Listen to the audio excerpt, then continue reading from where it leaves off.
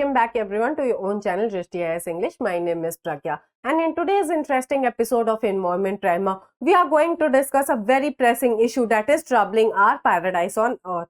The title of our today's discussion is Kashmir's Snowless Winter. So did you also plan on visiting the winter's destination in Kashmir such as Gulmarg or Pahalgam, but ended up cancelling your plans because of the no snowfall in the region? If yes, we are going to study about today that what exactly has happened. What are the reasons behind the no snowfall this winter? And we are also going to analyze and find an answer to a question that can we blame climate change for this or not.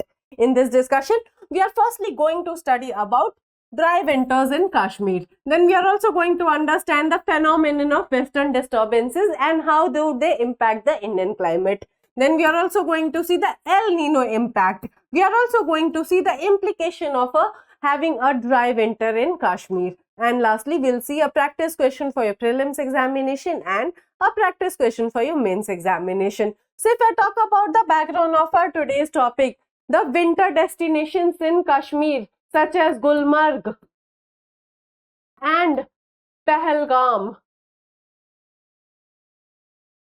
have received no snowfall for the whole of December until the first week of Jan. And this is very alarming. So, two factors are responsible for this dry winters in Kashmir. Firstly, western disturbances. Western disturbances. And secondly, the global warming. Global western disturbances and global warming.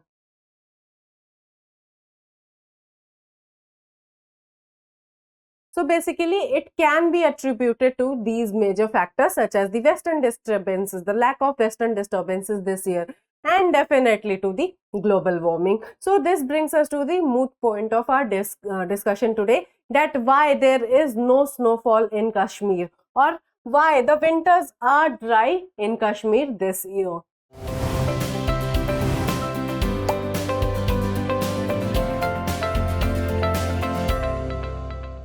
So, ski guides in Gulmarg have been waiting for their clients from around the world to reach the famous hill station in the northern Kashmir. Okay, but with no sign of snow yet, this winter is turning gloomy for them. Definitely, Gulmarg has been a destination for practicing adventure sports such as skiing, and if there will be no snowfall, definitely the tourists are not going to come. It will be a big blow to the tourism industry in the Gulmarg. Okay, a pristine blanket of snow covered the slopes and turned the place into a wonderland by this time every winter till a few years back, but this is not the case now. The Gulmarg and Pahalgam, which are famous for their snowfall, haven't experienced any snowfall till whole of this December and till first week of Jan. Moving forward, normally the region gets its first snowfall in the first half of this December and through most of the January, but it has been mostly dry this season, and this is a concern for the local business flourishing in Gulmarg, which are dependent upon adventure sports, which are dependent upon the influx of tourists, and definitely it is causing a huge impact on them. Moving forward, this is a pictorial representation of the snowfall in Kashmir. So, on 1st Jan 2017, you can see snowfall. Similarly, on 12 Jan 2018, you can see snowfall. Then on 6 Jan 2019, you can see heavy snowfall. Same is the case with the year 2020, 21, 22. But since 2023 and 2024, they have been completely dry. So the situation was not the same few years back. But this year, the winter destinations have been dry. They have not experienced snowfall. So now let us understand what are the western disturbances and how do they affect the Indian climate. How do they affect the having of snowfall in the Kashmir region. Okay. So winter precipitation in the Himalayan region is caused mainly by the western disturbances. And this year we have hardly experienced any western disturbances. Hardly any western disturbances. So usually the western disturbances are responsible for heavy snowfall in the Himalayan region. But this year the Kashmir region has hardly experienced any western disturbances. There has been only one western disturbance, but that was very feeble in nature. And it is predicted that they are not going to experience the same number of western disturbances this year. These are large eastward moving rain bearing wind system that originate beyond Afghanistan and Iran, picking up moisture from as far as the Mediterranean Sea and even the Atlantic Ocean. So basically these western disturbances are east tropical cyclones that originate in the Mediterranean Sea. They pick up their moisture from the Mediterranean Sea, Black Sea, Caspian Sea, etc., and they move towards north, okay, carrying the moisture with them and hence causing winter showers in countries like India. Moving forward, this is a diagram of the western disturbances. So as you can see, they originate in the Mediterranean Sea. They pick up their moisture from the Caspian Sea. Then they move towards Afghanistan, Pakistan, and then they reach the western side of India. And that is why we call them as western disturbances in India, because they they cause heavy snowfall in the western regions. They cause heavy rainfall in the northwest region. So basically they are extratropical cyclone that is moving from or originating from the Mediterranean Sea. Moving forward, along with the southwest monsoon season that runs from June to September and the northeast monsoon that brings rains to the Tamil Nadu and some other region, western disturbances are the third major contributors to India's annual rainfall. So as I have mentioned also that they are known as western disturbances because they are known for bringing rainfall in the northwest region of India, and they are known for bringing snowfall in the Kashmir region. Okay. So they are extra tropical cyclones and they are responsible for winter rainfall in India. They have a huge impact on the Indian climate because they increase cloudiness, they increase the winter precipitation, and definitely they bring rainfall with them, which is good for the rabi crops, and they also cause heavy snowfall in the Himalayan region that is good for tourism. Okay.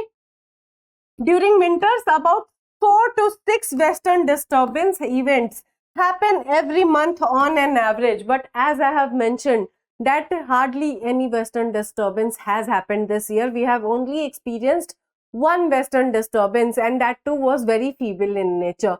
So this is a trend that is happening, that the western disturbances are declining every year. So we used to experience 6, 7, but now they have only been limited to 2, 3. Okay. And this is a cause of concern because they are responsible for causing snowfall, especially in our paradise on earth, that is Kashmir. Moving forward, let us analyze the El Nino impact. So as we all know that this is an El Nino year. So for the past few months, El Nino has persisted and will continue to do so in the coming months. This has affected the global atmospheric circulation and might be contributing to the deficit precipitation in the Kashmir region as well. So as I have explained also, El Nino plus positive Pacific decadal oscillation means lesser monsoons in India. Lesser monsoons in India.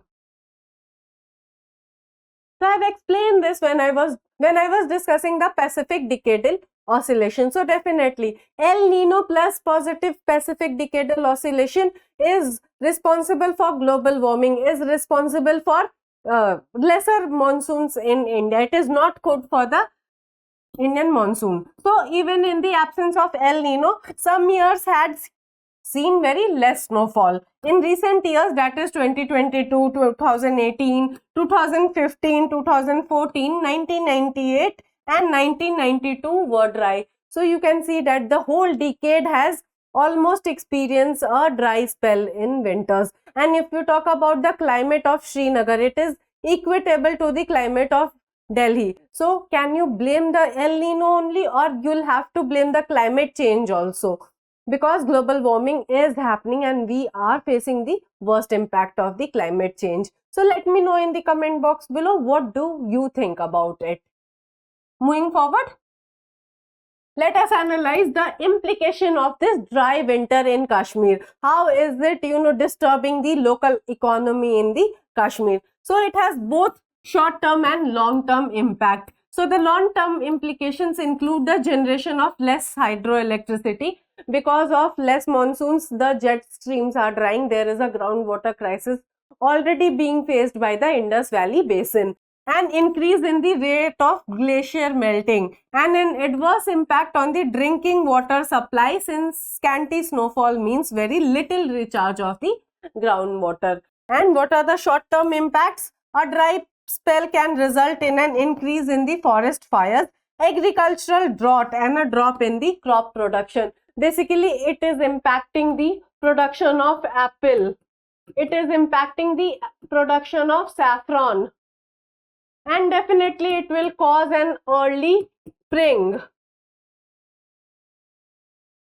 which will lower down the yields. So not only it is disturbing the local tourism industry, it is also disturbing the agriculture in the region. As I have explained that the snowfall in winter is very important for the rabi crops, because it adds moisture in the soil, adds moisture in soil, and that is why it is responsible for increasing the yield of the crop. But this year, due to the dry winters, the tourism industry is also hampered. The agricultural produce is also hampered. So these are the implications of dry winters in Kashmir. So with this, we come to a conclusion of our today's discussion. We have seen that yes, so not only the western disturbances have reduced, there is an impact of global warming as well. Because of the global warming, only the western disturbances are disturbed, because the jet streams which are responsible for carrying these western disturbances have moved far north, and that is why they do not have any moisture content in them. They are moving far north, and that is why they are not coming to the Indian peninsula. Okay, so climate change is directly responsible for thawing of permafrost. Climate change is directly responsible for melting of the glaciers. You might have heard the glacial flood in Himachal Pradesh and Sikkim. So definitely the snowfall is decreasing, and definitely it will increase these natural hazards of glacial floods. So these are the implications of not having snowfall in the winter season. And we have seen that yes, the winter destinations in Kashmir this year have remained mostly dry, counter to the popular belief and the popular expectation of snowfall. Let us see what happens. January is still going on. So let us see what happens. I hope they receive snowfall so that the tourism industry can revive, and definitely it is very good for the rabi crops. So I hope the snowfall happens in the Kashmir region. Now let us discuss a practice question for the prelims examination. So the question is, consider the following statements. Your statement number 1 is western disturbances are important for rabi crops. Your statement number 2 is these aid monsoonal rainfall in northwest India. Your statement number 3 is they are responsible for snowfall in the Himalayan region. Which of these statements given above are correct? Your options are: option A is 1 only, option B is 1 and 2 only, option C is 2 and 3 only, and option D is 1, 2 and 3. Kindly drop your answers in the comment box below. Now let us analyze a practice question for your mains examination. So your question is, discuss the impact of global warming on snowfall in the Himalayan region. So firstly, you will write about the snowfall pattern. You will write about the impact of global warming on western disturbances. You will write that yes, the jet streams which are responsible for carrying these western disturbances have moved far north, and that is why they are not touching the Indian peninsula and they are not bringing snowfall with them. And you will write that yes, western disturbances are important for the rabi crops. They add moisture to the soil, and definitely due to the increase in temperature, these western disturbances are being impacted. You will also write the climate change is causing the glaciers to melt and thereby causing glacial floods, thawing of permafrost regions. So you will write all of this, and you will write that yes, due to the disturbance of western disturbances, the snowfall has decreased in the Himalayan region, which is definitely not good for the regions that are being surrounded by the Himalayan regions. Okay, so you can conclude very holistically that yes, we need to accelerate our positive actions on the climate change, and definitely we need to save ourselves from the worst impact of the climate change.